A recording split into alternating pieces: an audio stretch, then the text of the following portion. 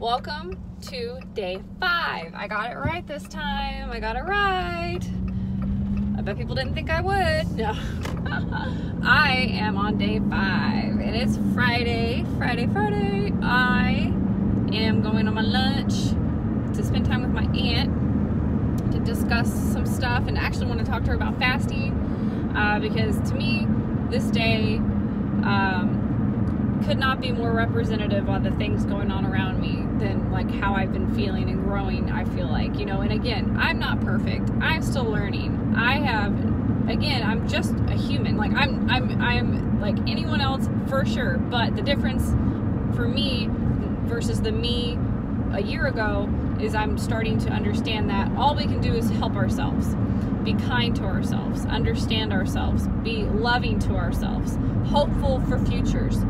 When there are a lot of negative things around us, it's so hard to see all of that. We get these cloudy thoughts in our head of what ifs, and the what ifs are not of God. And that's what I've really started to discover, especially today through the fasting, that we are in a place of constant scary things, a lot of fears. And, I'm not going to lie, you're watching this, you believe in God, you believe in the opposite. So I won't be afraid to say, hey, we, in this life, we're going to have kind of some scary things happening, but it says scripturally, we are not at war with the flesh. We are at war with, this present darkness.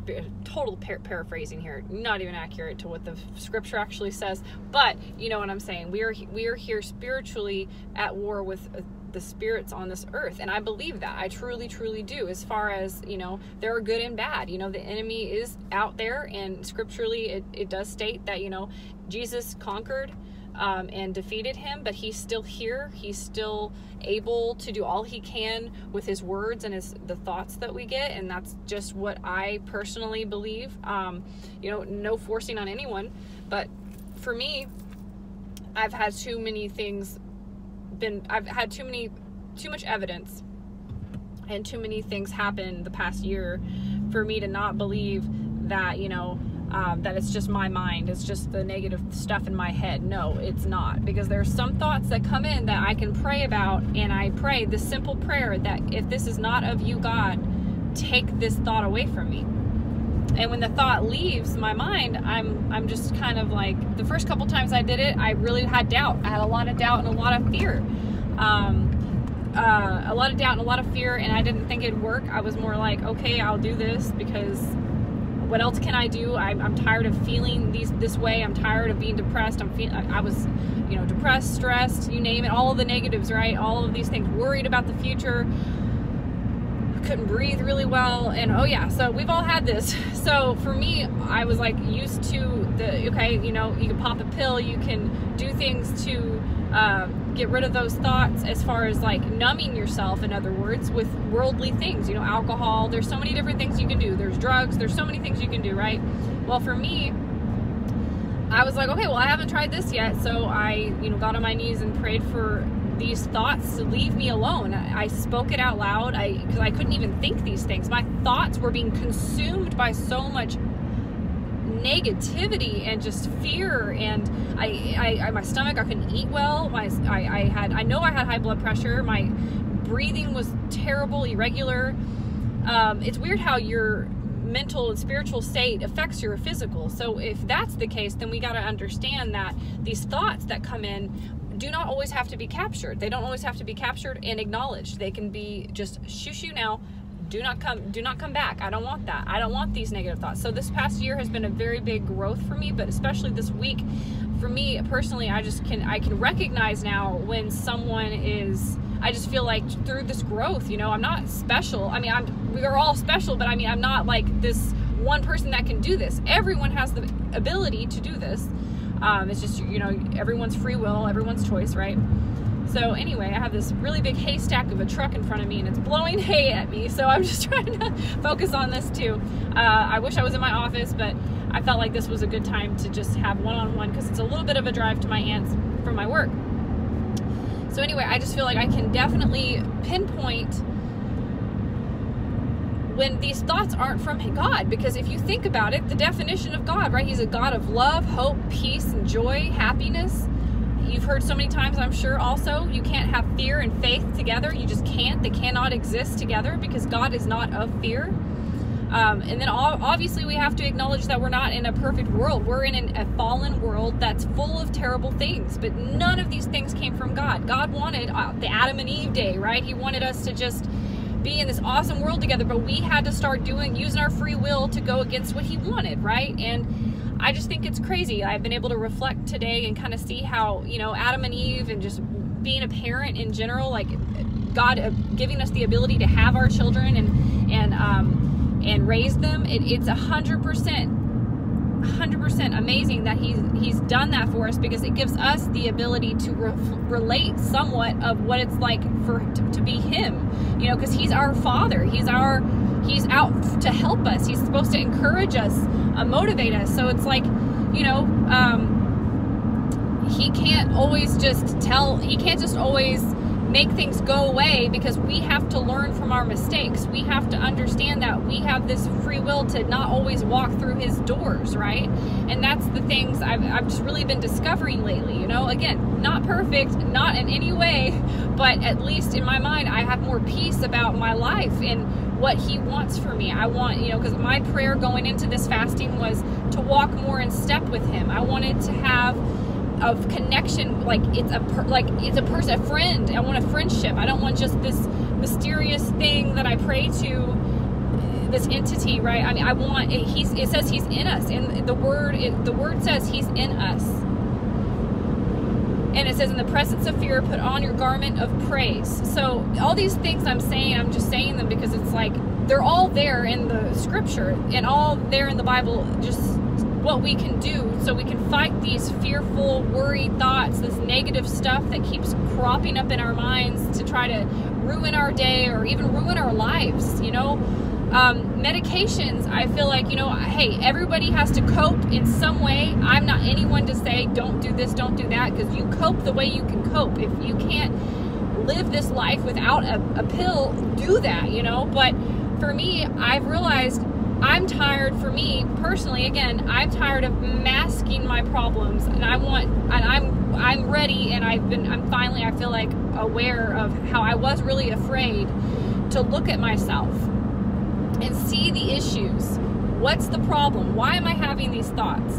I realized this week, for example, that I anticipate a lot. I have a lot of issues with anticipating that because it happened this way that time, it's going to happen again that way. That's not the way it works at all, especially when we pray, because God does this. He has GPS, right? He knows our paths. He knows well before we get there what's going to happen, the bumps. He knows even the booby traps that the enemy lays in front of us. That's why when we have him walking in step, we're walking in step with him, and we are that in tune with him, he can get us away from those traps. And that's a real thing, you know. And again, this is me discovering something on my journey of fasting, my individual journey. I can say that I'm not the only one in the world that's had this, spoken these words or thought these thoughts, or had, you know, you can go to any church and repeat what I'm saying, and I know it's scripturally accurate, everything I'm saying, as far as, you know, not acknowledging fear, not allowing it to overwhelm you. Anxieties, cast your anxieties onto me. That's another verse, you know. Just all these different things are out there, but I know it's so hard when you're in the moment to just be like, okay, God, take it, because you're just so in it. You're in it, and you're like, I can't get rid of this anxiety. You're shaking, breathing weird. What did I do to better myself? Just as an example, if you choose to turn this off because it's too much, I totally understand, but this is me being just 100% real, you know. This is my journey, and especially in fasting. I have not eaten. Woke up at 6 a.m., still have not eaten. Day 5. This is how much you can get from fasting. It's in every religion. Beyond Christianity, fasting is all over. So it's not a joke. You find your inner self. You really do. And for me, I can just say I'm completely done with the thoughts of fear and the worry and anxiety and stress, you know, and depression. I'm done with temporary masking fixes because it's not letting me reflect on myself. For me personally, I know that, you know, I have a lot of issues with letting go of things and leaving them in the past. You know, that's what anticipation comes from. You know, it's like you're anticipating a repetitive thing. And, you know, and I know I don't have a degree in counseling or a degree in this or that. You know, I do counsel as a volunteer. I'm not saying I'm perfect. I'm not saying that gives me any right to saying this stuff. I'm just speaking from my heart to you, because this day specifically has shown me a reflection of the old me. I've been able to see it and let go of it. I really, truly have, because we can't move on in this life and expect anything positive to happen if we continue to put the thoughts and words out there into the universe. I mean, God hears, and, you know, he answers prayers as long as they're aligned with his plan for us. You know, we don't know our future, and that's okay. You know, letting go of that control and letting him take the reins is a very hard, big step, and it's taken me a while, you know, and it's constant. Every day I have to be on it. I can't, you know, because it says every day he's only promising you that one day. He's not promising you a week. He's not promising you, okay, you pray today, you'll have the whole week to be safe. No, you just, every day. That's why he wants you. It's like a parent situation. You want to be close to your children.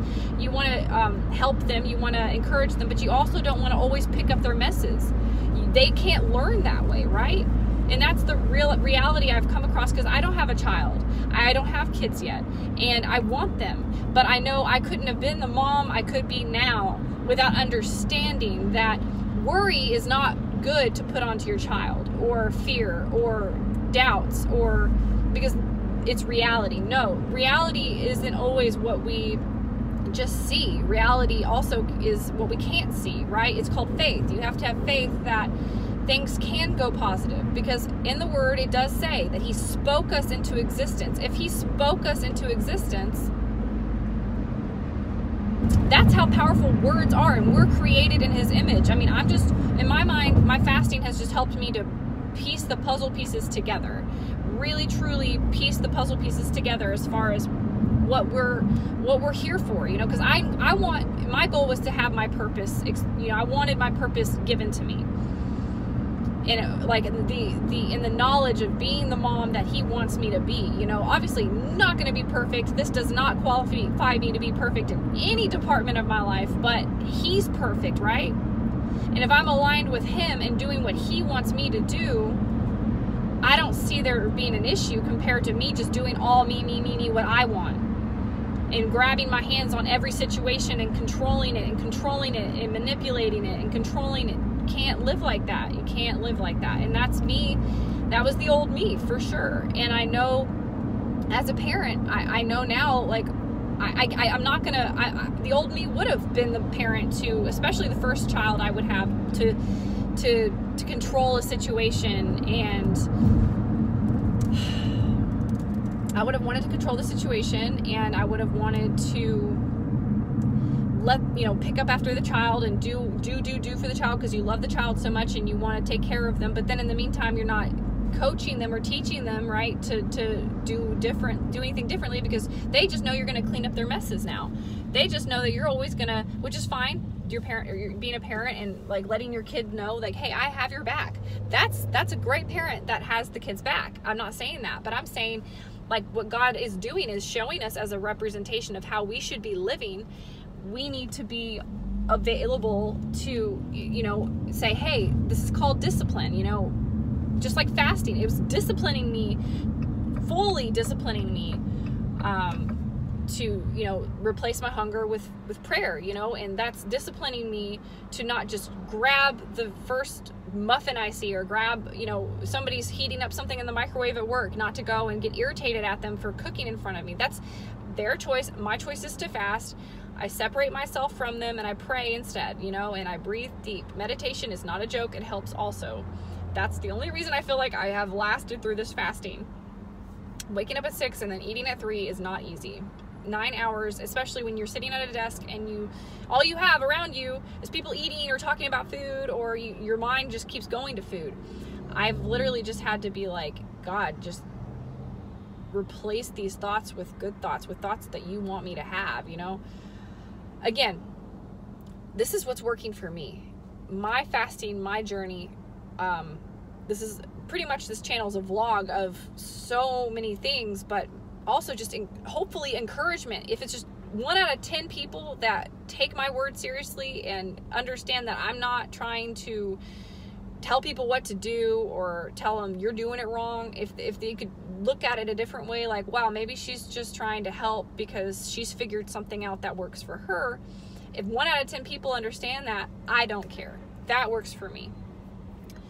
So yeah, I'm big close to my aunt right now, so I'll go ahead and get off of here. I feel like I love this channel in my opinion, I love it because, well, of course it's mine. I'm a little biased, right? But I love it because I'm so real about it, because I want everyone who, when I get on here, to understand that, you know, I'm not considering myself different or any type of perfect or anything like that, or hey, I got life all figured out, nothing's gonna go wrong in my life. That's not true. Some stuff has gone wrong this morning, stuff's gone wrong yesterday. It's the way you look at it. It's your choice, your free will, right? It's our free will, and my free will is everything I just listed. I am choosing to do this after living a different way almost 30 years. Almost 30 years I have lived that way, and now I've decided to go about life in this way, and guess what? This is how it's working for me, and it's so beautiful, you know. It can be so beautiful waking up every morning and being like, what's God gonna do for me today? What kind of things should I look out for?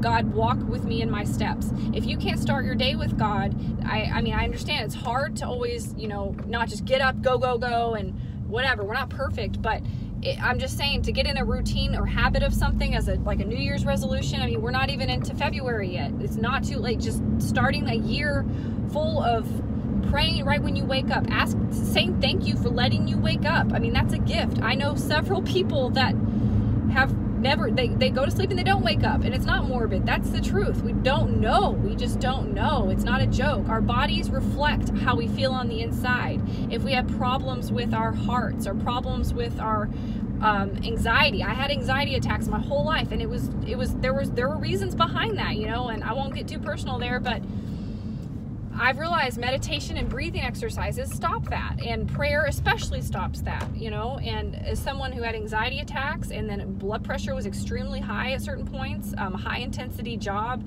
never sat down, muscles aching, not taking time to stretch myself, always just worried about bills, putting bills before health.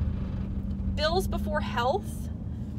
That's my thing, is like, if you do that, I'm not condemning you. It's just, you got to think of it in that way. Like, really? This is, I'm paying these bills. I'm making this all happen with God's help. Why am I not taking time for me whenever I'm important to the whole formulation, right? Anyways, I'm done. It's almost been 20 minutes on this one, and I'm glad, because I wanted to just express that this is how intense it has been for me as far as discovery. You know, we are not in a world that's perfect. We are in a fallen world that is I'm not saying it's on its last leg, but I will say it's on its last leg at the same time, because I don't know when the end's going to happen, but there is so much out there right now to just show that we're in a very bad, hard, stressful, depressing time. So what can we do to better our thoughts, our minds, and our hearts, and our health?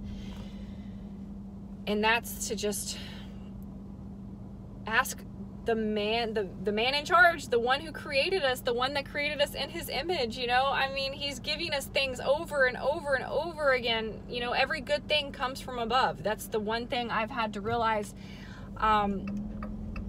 Like, that's the thoughts I have to have. I have to give myself those thoughts, you know, that every good thing comes from God, you know. And when you start thinking like that, or like, for example, tithing the money, you know, at church, some people have a weird opinion about that, and that's fine.